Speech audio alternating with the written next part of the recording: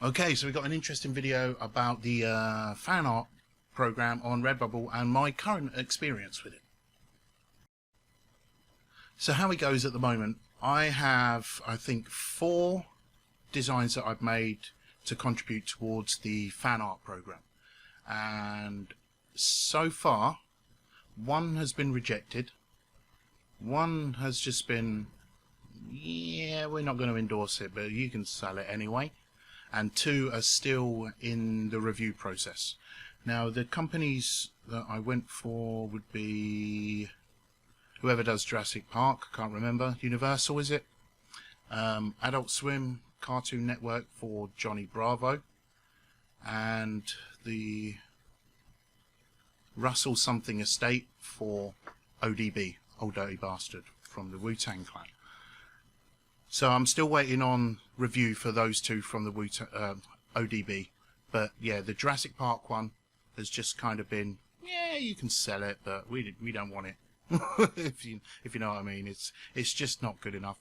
Those pieces of art that I submitted for fan art took me fucking ages.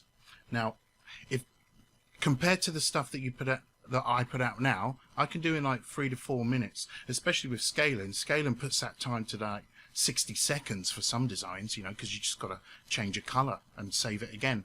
But that Jurassic Park one took me the best part of 2 days.